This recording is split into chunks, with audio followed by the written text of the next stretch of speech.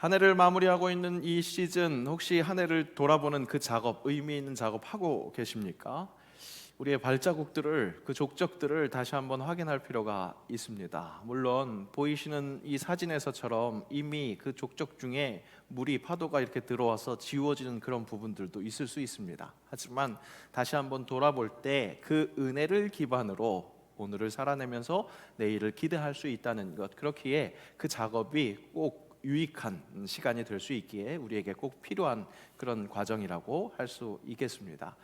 교회에 있어서는 정책당회가 바로 그런 작업이라고 할 수 있습니다. 정책당회 하다 보니까 2025년 돌아보니까요, 물론 아쉬움도 좀 남기도 하지만 그런 부분들도 분명히 있지만 또 가만히 있지 않고 이것저것 시도해보는 그런 시간이었구나, 그것도 확인할 수 있었습니다. 그렇게 기억하자면 확실히 다시 한번 주님의 은혜였구나, 진짜 당연한 것이 아니라 다 순간순간이, 모든 과정이 주님의 은혜였구나, 그렇게 인정할 수밖에 없는 것 같습니다. 다만 그렇게나 열심히 나름 그렇게 몸부림을 치는데 그것이 제대로 된 방향이었는지, 그것이 궁금합니다. 이 시대의 그리스도인으로 살아가면서 혹시 꼭 붙들어야 하고 같이 가야 할 부분을 놓치고 있는 것은 아닌지, 내가 도달해야 할 그 결승 지점으로 향한 방향이 혹시 조금 틀어져 있는 것은 아닌지 조금 두려워질 때가 있다는 겁니다. 초행길은 가슴이 콩닥콩닥합니다. 갈림길이라도 나오면 둘 중에 하나 확신이 있지는 않지만 어디라도 하나는 선택해야 합니다. 그래서 가다 보면, 어렵게 선택해서 그 길을 가다 보면 가면 갈수록 조금 불안해지는 것, 이 길이 맞는 걸까? 그런 생각 들 수 있죠. 산행 중에 이런 의문이 든다면 더욱 긴장이 됩니다. 아는 길 산행에서 만나는 내리막길은 여러분 어때요? 확실히 반갑죠? 숨을 고를 수 있는, 그러니까 정상을 향해 가고 있지만 이렇게 내리막길이 있을 수 있잖아요. 그 내리막길에서 만나면 숨을 고를 수 있는 시간이니까 굉장히 복된 코스가 됩니다.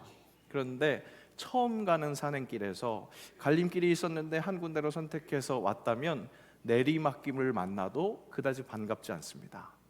행여 지금 잘못 왔으면 그 길을 돌아와야 하니까, 신나게 내려갔다고 해도 다시 돌아오는 길에 그 길을 다시 올라와야 하니까 그 내리막길도 반갑지 않은 겁니다. 이렇게 초행길은 얼마나 떨리는지 모릅니다. 조마조마합니다. 틀릴까봐 조마조마한 겁니다. 근데 여러분 어떡합니까? 우리 인생길은 항상 초행길이라는 사실입니다. 어린 자녀들은 부모를 볼 때 굉장히 숙련자 같습니다. 하지만 엄마도 아빠도 모두 초보 부모입니다. 아이의 영유아기, 유년기, 청소년기, 또 청년기, 장년기까지 아이도 그 시절을 처음 경험해 보니까 초보의 그런 발걸음이죠. 그런데 그때마다 함께하는 부모들도 그 아이의, 유아의, 유년의, 청년의 초보 엄마, 아빠라는 것을 부인할 수 없다는 겁니다. 그럼에도 아이에게는 부모가 초보라는 것을 들키지 않으려고 더 열심히 노력하는 것이 부모의 입장이라는 거죠. 이것이 인생의 아이러니라는 겁니다. 다 알 것 같지만 결정적인 것을 알지 못하는 초보 인생의 아이러니, 그것을 제대로 설명해 준 것이 바로 전도서 말씀이라고 할 수 있겠습니다. 전도서 말씀 함께 읽습니다. 하나님이 모든 것을 지으시되 때를 따라 아름답게 하셨고 또 사람들에게는 영혼을 사모하는 마음을 주셨느니라. 그러나 하나님이 하시는 일의 시종을 사람으로 측량할 수 없게 하셨도다. 영혼을 사모하는 마음, 이것은 하나님과 함께 공유하는 마음입니다. 사람들은 확실히 짐승들처럼 아무것도 모르는 것이 아닙니다. 영혼을 사모하는 것, 하나님과 함께 공유합니다. 하지만 하나님과의 절대적인 차이가 무엇입니까? 바로 이 일의 시종을 측량할 수 없다는 겁니다. 영혼을 향해서 가긴 가는데 이게 제대로 된 방향인지, 그 때와 시, 언제가 적당한 때인지 알지 못하는 것, 이것이 인생의 한계라는 것이죠. 하지만 사도 바울은 믿음의 조상이어서 그랬는지 아주 확신에 찬 이런 선포를 하는 것을 볼 수 있습니다. 빌립보서 말씀 함께 읽습니다. 표대를 향하여 그리스도 예수 안에서 하나님이 위에서 부르신 부름의 상을 위하여 달려가노라. 저 밑에 있는 그림이 제가 설교할 때 사용하는 이 태블릿의 배경 화면입니다. 그만큼 사모하는 말씀인 거죠. 나도 사도 바울처럼 정말로 표대를 향해서, 정확한 그 표대를 향해서 그렇게 나아가고 싶다. 바울은 그리스도의 부름을 받고 그리스도가 세워주신 사도라는 그 정체성이 있었기에 이렇게 담대하게 확신을 가지고 선포할 수 있었던 것 같습니다. 이런 바울을 진짜 닮고 싶습니다. 하지만 아직 믿음이 부족해서 그런 것인지 분명히 십자가를 향해 서 있는 것 같기는 한데 순간순간 내 방향이 틀어진 것은 아닐까, 그렇게 조바심이 나는 것, 정말 내 방향이 틀어지지 않았으면 좋겠는데 하는 걱정이 되는 것이 우리네 현실인 것 같습니다. 철로역정, 존 본연이 쓴 철로역정, 세계적으로 성경 다음으로 많이 읽힌 기독교 고전 중에 고전으로 알려져 있습니다. 우리나라에는 특별히 이 처음으로 번역된 외국 소설이기 때문에 또 가치를 인정받는 그런 작품이기도 합니다. 이 책의 주인공처럼 정말 하늘로 가는 철로가 역정, 정말 고된 길이라는 것, 정말 미로 같습니다. 저 그림처럼 이스라엘의 백성들이 걸어야 했던 그 광야 생활처럼 뱅뱅 도는 것 같기도 합니다. 척박하기 그지 없습니다. 그런데 이 여정을 가장 힘들게 하는 그 원인 중에 하나는 확실히 그때와 그 시를 정확하게 모르는 것, 확실한 방향을 알지 못하는 것, 그것입니다. 묘하게도 성경에 등장하는 선택받은 백성들, 그들이 인생의 여정을 가는데, 길을 가는데 그 길을 제대로 알고 가는 사람들은 거의 없었다는 겁니다. 출애굽하던 이스라엘 백성들을 어떤 경로로 가는지 알지 못했습니다. 바벨론 포로 생활을 했었던 포로들, 언제 자신들이 포로에서 해방될 수 있을지 알지 못했습니다. 하다못해 믿음의 조상이라고 불리는 아브라함, 그가 떠나야 할 여정을 이렇게 안내받는 것 우리가 기억하고 있습니다. 창세기 말씀 함께 읽습니다. 여호와께서 아브라함에게 이르시되 너는 너의 고향과 친척과 아버지의 집을 떠나 내가 내게 보여줄 땅으로 가라. 그렇습니다, 여러분. 보여준 땅이 아니었습니다. 아직 못 본 땅입니다. 보여줄 땅으로 가라. 하나님 그렇게 말씀하십니다. 이것이 인생의 아이러니입니다. 어디로 가고 있는 것인지, 어디로 가야 하는지 확신하지 못하고 우리는 다 양 같아서 각기 제 길로 가고 있는 것은 아닌가, 그런 걱정이 드는 것, 의심이 드는 것. 여러분, 당신 혼자만의 걱정, 근심, 그것이 아닙니다. 의인은 없으니 하나도 없습니다. 세상 모두가 죄 아래 속해 있는 죄인들입니다. 그래서 똑같이 헤매고 있습니다. 이것이 우리의 현실입니다. 과연 내가 저 천국을 향해서 제대로 걸어가고 있는가 계속 의심하게 되는 것, 이것이 우리 인간의 한계라는 사실입니다. 하지만 오늘 말씀에서 우리는 소망을 얻을 수 있습니다. 왜냐? 우리가 맞이하게 될 결국은 우리가 찾아가는 것이 아니라 우리에게 임하는 것이다. 오늘 말씀 그렇게 말씀하고 있기 때문입니다. 우리는 자꾸 천국을 우리가 찾아가려고 합니다. 지긋지긋한 이 땅과 굿바이 하면서 유유히 하늘로 들려 올라가는 것, 그런 꿈을 꿉니다. 하늘이 좋아 보이기 때문에 그렇습니다. 계시록에서 말씀해주는 천국도 12개의 문이 있는, 보석이 지천에 깔려있는 그런 장소라고 하니까 이 시궁창 같은 이 세상에서 내 삶의 자리에서 탈출해서 그 천국으로 입성하고 싶어 합니다. 그러면서도, 그렇게 거룩함을 따라가는 것 같으면서도 속으로는 이 땅의 물질주의적 가치관, 거기에선 벗어나지 못하면서 천국을 꿈꿉니다. 천국은 마치 이 세상에서 꿈꾸다가 이루지 못한 그 부에 대한 목마름을 해갈시켜주는 곳이다, 그렇게 인식하는 것 같습니다. 하지만 여러분, 기독교의 메시지가 그렇게 이 세상과 다음 세상에서 계속해서 부자가 되는 길, 그것을 말하는 것일까요?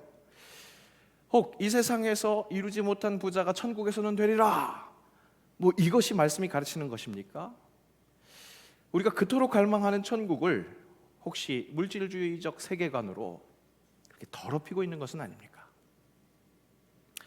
여러분, 오늘 말씀에서 우리가 주목할 것은 우리가 사모해야 할 천국이 결코 이 땅에서 도피해서 거하게 되는 도피성, 그러면서 이 땅에 어떤 그 성공하지 못했던 것들을 성공하는 그런 모양새가 아니라는 겁니다.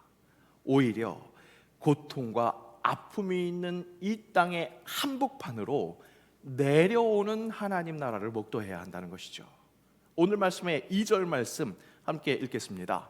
또 내가 봄에 거룩한 성 새 예루살렘이 하나님께로부터 하늘에서 내려오니 그 준비한 것이 신부가 남편을 위하여 단장한 것 같더라. 하늘에 있는 거룩한 성 새 예루살렘으로 우리가 올라가는 것이 아닙니다. 어떻습니까? 하나님께로부터 하늘에서 내려온다, 그렇게 말씀하십니다. 자, 많은 성경학자들이 여기서 말하는 이 거룩한 성 새 예루살렘이 교회를 의미한다고 그렇게 말합니다.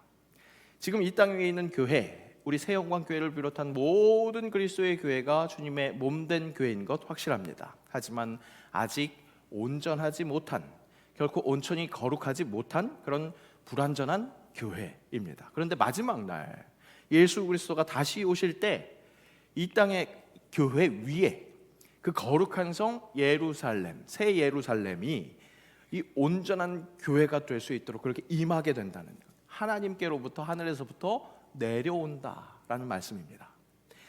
불완전했던 교회가 온전한 교회로 덧입혀지는 겁니다. 이 땅에 임하는 하나님 나라, 그것을 말씀하는 거죠. 다시 오실 예수 그리스도를 예언하는 계시록은 그렇게 바로 그 하나님 나라를 말하고 있습니다. 우리가 애써 찾아가야 하는 천국이 아니라 하늘에서 내려오는 하나님 나라를 말씀하고 있다는 사실입니다. 자, 그렇게 교회가 온전해질 때 어떤 모습이 된다고 합니까? 그 아름다움이 마치 신랑을 맞이한, 남편을 맞이하는 신부가 남편을 위해서 단장한 것 같더라, 이렇게 말씀합니다. 저는 이 대목을 읽을 때마다 제가 결혼을 준비하면서 했던 웨딩 촬영이 생각이 납니다. 해보신 분들 계신가요? 네, 웨딩 촬영 어떤 시간이냐면 신부가 드레스를 한 대여섯 벌 중에서 고릅니다. 그것을 위해서 예비 신랑이 겪어야 하는 시간은 곤욕스럽습니다. 네, 안에서 몇 벌을 갈아입는 동안 커튼이 닫혀져 있는 동안 하염없이 그 시간을 보내야 합니다. 남자가 보는 안목이 있을까요? 없죠. 이거나 저거나 다 똑같이 보입니다. 결국에는 결정은 신부가 하게 되어 있습니다. 그럼에도 그 시간을 버티고 견뎌야 하는 거죠. 하지만 새로운 드레스를 입고 커튼이 딱 열리는 순간 어떻게 됩니까? 표정 관리를 잘해야 합니다. 그때 표정 관리가 안 되고 다크서클이 이만큼 내려와서 피곤한 그런 얼굴을 하고 있으면 안 됩니다. 그러면 안 됩니다. 그런 조언을 많이 듣고 갔습니다. 그래서 마음을 단단히 먹고 어떻게든 표정 관리가 돼야지, 그렇게 다짐을 하고 있었습니다. 근데 커튼이 열리는 순간 어땠을까요? 제 표정 관리가 안 된 겁니다. 어떻게 안 됐을까요? 저도 모르게 너무나 환한 미소가 지어진 겁니다. 옆에 이모들이 놀립니다. 신랑이 너무 좋아한다고. 예, 저희 아내는 26 꽃다운 나이에 시집을 왔습니다. 정말 그때는 거짓말이 아니라 거짓 표정으로 연출할 필요가 없는, 되레 놀림을 당할 수 있는 그런 해벌쭉한 표정이 감춰지지 않고 드러난 겁니다. 여러분들 표정을 보니까 좀 의심하시는 것 같습니다. 그렇게나 이뻤겠냐고, 그렇게 생각하는 것 같은데 그때는 진짜 아름다웠습니다. 무슨 말이에요 이게? 그때는이 아니라 지금도 아름답잖아요, 그죠? 아름답잖아요. 아멘이 나올 법도 한데. 저는 이런 경험 때문에 이 오늘 말씀에서 그 마지막 날에 임할 거룩한 성 새 예루살렘, 그 이 교회에 덧입혀질 그 새 교회, 완전한 온전한 교회를 굉장히 사모합니다. 기대가 됩니다. 왜냐? 단장한 신부 같다고 하니까 그 신부가 얼마나 이뻤는지 경험해봤으니까. 그런데 여러분, 잘 생각해 보니까요, 젊은 날에 우리 아내가 그 아름다운 신부가 될 수 있었던 것, 그녀가 가지고 있었던 외모, 그 아름다움으로만 가능한 것이 아니었더라고요. 그게 다가 아니었더라고요. 오늘 말씀을 준비하면서 한 성경 주석가가 한 설명을 보면서 깨달았습니다. 신부의 아름다움은 신부가 마련한 화장술에 근거하거나 선함에 근거한 것이 아니다, 그렇게 이야기하더라고요. 신부의 아름다움은 어디까지나 무엇입니까? 신랑이 함께 해주었기에 가능하다는 겁니다. 신랑이 있었기에 신부가 될 수 있었고, 그래서 신부가 단장할 수 있었다는 거죠. 신랑의 존재로 새 신부가 될 수 있었다는 겁니다. 웨딩 촬영 요즘엔 좀 달라진 것 같아요. 막 신랑도 좀 멋있게 나오는 그런 이 사진들이 있더라고요. 근데 제 때만 하더라도 신랑은 완전히 배경이었어요. 신부만 클로즈업이 돼 있고 완전히 이 포커스도 아웃돼가지고 얼굴도 안 보이게 등짝만 나오는 그런 때도 있었습니다. 신부를 이렇게 들어주고 옆에서 배경되는 거죠. 그런데 여러분, 그 배경이 있었기에 신부가 아름다울 수 있는 겁니다. 진짜 함께 하시는 하나님, 그분이 함께 하시기에 마지막 날 임하게 되는 그 거룩한 성, 새 예루살렘 성이 그렇게 아름다울 수 있는 것, 어디까지나 주님이 함께 하시기에 아름다울 수 있다는 사실입니다. 여러분, 그 주님이 하늘에서 내려오십니다. 그래서 만물을 새롭게 하십니다. 오늘 말씀 자세히 보니까요, 요한이 그토록 아름답다, 그렇게 새 예루살렘 성이 어떻다 그렇게 할 때 하늘로부터 내려오는 음성이 있었다는 것, 그것을 확인할 수 있습니다. 오늘 3절 4절 말씀, 위에가 개역개정 성경인데요, 위에 부분만 함께 읽겠습니다. 내가 들으니 보좌에서 큰 음성이 나서 이르되 보라, 하나님의 장막이 사람들과 함께 있음에 하나님이 그들과 함께 계시리니 그들은 하나님의 백성이 되고 하나님은 친히 그들과 함께 계셔서 모든 눈물을 그 눈에서 닦아주시니 다시는 사망이 없고 애통하는 것이나 곡하는 것이나 아픈 것이 다시 있지 아니하리니 처음 것들이 다 지나갔음이러라. 여러분, 눈물이 처음부터 없었던 하늘로 들려 올라가는 것이 아니라고 말씀합니다. 눈물이 너무나 뚜렷하게 존재했던, 그래서 그 눈에서 눈물을 닦아줘야만 하는 그 땅으로 하나님이 내려오십니다. 사망이 있던 그 자리에, 애통하고 곡하는 곳, 그것이 있는 그 자리에, 아픈 것이 있던 그 자리에서 다시는 그것들이 있지 않게 하나님이 이 땅에서 함께 하시는 것, 그것이 우리에게 임할 거룩한 성, 새 예루살렘 성이라는 겁니다. 하나님 나라, 이 땅에 임하는 하나님 나라, 완성되는 그 구원이라고 선포하는 그 소리가 들립니다. 그런데 자세히 보니까 이것은 하나님의 음성은 아니었습니다. 보좌에서 들려오는 소리가 신원미상의 천사가 하는 소리 같은 그런 소리였습니다. 밑에 있는 새 한글 성경은 그것을 정확하게 구별하기 위해서 존댓말로 쓴 것을 볼 수 있습니다. 그렇게 천사가 아래 이 성도들에게 이야기하듯이 이렇게 될 거야, 그렇게 선언을 합니다. 그리고 나서 5절에 그 들렸던 소리를 하나님께서 확증해 주십니다. 보증해 주십니다. 5절 말씀 함께 읽겠습니다. 보좌에 앉으신 이가 이르시되 보라, 내가 만물을 새롭게 하노라 하시고 또 이르시되 이 말은 신실하고 참되니 기록하라 하시고. 새 한글 성경에서는 이를 확실하게 구별할 수 있도록 보좌에 앉으신 이의 말씀은 이제 반말로 표기를 합니다. 아까 3절 4절에 있었던 말씀이 맞아, 좋은 말씀이야, 그러니까 이것을 기록해, 그렇게 말씀합니다. 그 말씀을 기록하라 명하셨기에, 그렇게 보좌에 앉으시니가 그렇게 명하셨기에 오늘 우리에게 이 기록된 말씀이 허락되었고, 이 말씀을 기초로 다시 말씀이 선포됩니다. 이 땅에 임하게 될 하나님 나라, 눈물이 있는 그곳에 눈물을 닦아주시고 사망이 있는, 아픔이 있는, 곡절이 있는 그 모든 우리의 삶의 자리에 내려오셔서 그것을 회복시키시며 옛것을 없게 하시는 것, 이것이 하나님 나라라는 겁니다. 여러분 신앙생활을 어떻게 하고 계십니까? 내가 천국을 향해서 도달해야 한다고 여기고 계십니까? 그래서 때때로 어디쯤 왔는지 막막하고 제대로 가고 있는지 불안해하십니까? 내가 지금 어디쯤에 있는지, 어떤 곳에 있는지, 이것은 중요한 것이 아니라는 겁니다. 신부가 신랑이 함께할 때 아름다움을 바랄 수 있는 것처럼 나를 찾아와 주시는 그 주님과 동행하는 것, 우리 주님은 우리를 향해 그렇게 침투하셔서 우리 위에 새로움을 덧입혀 주시는 그리스도이심을 믿는 것, 그렇게 살아내는 것, 그러면서 그분을 기다리는 것, 그것이 우리에게 필요하다는 사실입니다. 아기 예수가 이 땅에 오셨다, 그것은 마지막 날 다시 오실 것을 예표하고 있습니다. 굳이 하늘에 계신 것이 아니라 아기 예수가 인간의 몸을 입고 이 땅에 오셨습니다. 그리고 승천하신 모습 그대로 다시 오신다 약속하신 말씀은 그날 완성될 하늘나라가 하늘과 땅이 분리되어서 그렇게 하늘만 있는 게 아니라 하늘에서 내려오신 그 하나님의 아들로 인해서 하늘과 땅이 하나가 된다는 그 선포였던 겁니다. 도저히 이 땅의 현실이 회복 불가능할 것으로 여겨지는 지긋지긋한 이 땅에서 여러분 훌쩍 떠나고 싶습니까? 내 삶의 자리 이렇게 감당해야 하는 모든 인간관계들을 거기에서 훌쩍 떠나서 저 천국으로 그렇게 도망가고 싶습니까? 여러분, 당신은 그렇게 포기할지 모르지만 하나님은 직접 지으시고 보시기에 좋았더라, 그렇게 말씀하셨던 이 땅을 포기하지 않으십니다. 이 땅 위에 새 하늘과 새 땅으로 덮으십니다. 그렇게 만물을 새롭게 하십니다. 하나님도 포기하지 않는 이 세상을 우리 일까 보냐. 여러분, 이 땅을 포기하지 마시기를 축복합니다. 당신에게 허락된 그 삶의 현장, 당신에게 허락된 모든 그 사람들과의 관계, 그것들 포기하지 않고 그 위에 새롭게 하실 주의 은총이 임하게 된다는 것, 그것을 기대하는 주의 백성들 되시기를 축복합니다.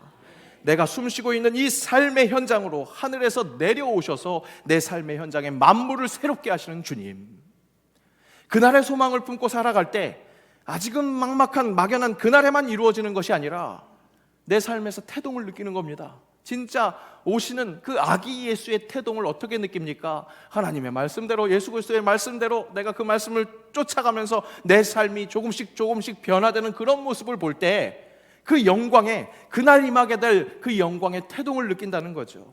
그때 어떻게 됩니까? 살맛을 느낄 수 있는 거예요. 꿀맛 같은 살맛을 느낄 수 있는 거예요. 그날 임하게 될 하나님 나라를 먼저 예고하면서 나부터 그 꿀맛을 누리면서 살맛 나는 세상을 살 수 있다는 것. 여러분, 우리가 바로 그런 사람들입니다. 오늘을 살며 기다리는 사람들, 기다리며 오늘 살면서 살맛을 맛보는 사람들. 점점 어두워져만 가는 이 땅, 절망의 나락으로 빠져들 것 같은 이 세태이지만 그 어둠 속에 침투하신 예수님의 말씀이 우리의 삶을 통해서 비춰질 때, 그렇게 하나님의 말씀 예수 그리스도가 우리의 삶을 통치할 때 소망이라고 하는 꿈도 꾸지 못하는 이 세상에도 광명이 비춰주는 것, 소망을 말할 수 있는 것, 그런 변화가 일어나는 겁니다. 오늘을 살며 기다리는 사람들, 우리는 이런 존재입니다. 여러분, 감격하시기 바랍니다. 사명을 가지고 든든히 당당히 정말로 담력을 가지고 나아갈 수 있는 주의 사람들 되시기를 축복합니다. 거룩한 주님 앞에 감히 예배할 수 없는 우리가 예수 그리스도의 보혈로 성소로 들어갈 수 있는 담력을 얻었습니다. 그렇다면 세상에 나가서 그 어떤 상황 속에서도 사망으로 두려워하며 떨 것이 아니라 담력을 가지고 나아갈 수 있다는 것. 그래서 그 세상에, 어두운 세상에 빛을 비출 수 있다는 것, 내가 밟은 모든 땅이 주를 예배할 수 있게 하는 영향력을 끼치는 사람이 될 수 있다는 것. 당신은 그렇게 내가 생각하는 것보다 훨씬 더 큰 의미 있는 존재라는 것, 아멘으로 순종하시기를 축복합니다. 오늘 말씀을 준비하면서 이 찬양들이 떠오르더라고요. 이 찬양이 같은 찬양이 아니에요. 그런데 마치 그냥 메들리로 연결되는 것처럼 그렇게 떠오르는데요. 여러분 아시는 분들은 함께 찬양해 주시면 좋겠습니다. 이제 일어나 소망이 없는 어두운 세상에 나아가라. 내 빛 비춰라. 모두 알도록 빛을 들고 세상으로 내가 밟는 모든 땅 주를 예배하게 하소서. 주의 보혈로 덮어지게 하소서. 내가 선 이곳 주의 거룩한 곳 되게 하소서. 주의 향기로 물들이소서.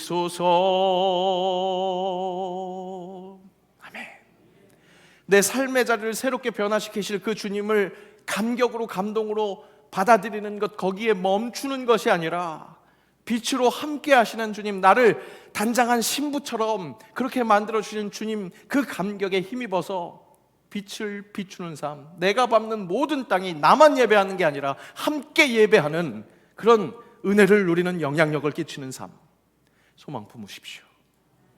그것이 우리의 믿음입니다. 사랑하며 살 수 있게 하는 신앙의 능력인 줄로 믿습니다.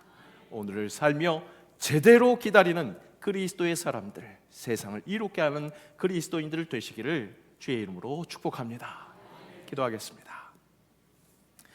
소망이 없는 이 땅으로 내려오신 하나님의 아들 독생자 예수, 그렇게 시작된 하나님 나라가 다시 오실 예수 그리스도로 완성되는 그날, 우리 교회가 신부가 신랑을 맞아서 단장한 것처럼 준비된 아름다운 교회 될 수 있기를 원합니다. 신랑 되신 예수님께 그렇게 아름답게 해주셨다고 감사할 수 있는 주님의 강림을 기뻐할 수 있게 하시고, 주의 빛난 보좌 앞에 이르러 그 빛을 세상에 비추면서 내가 선 이곳이 주의 거룩한 곳이 되게 하옵소서. 주의 향기로 물들이소서. 예수님의 이름으로 기도합니다. 아멘.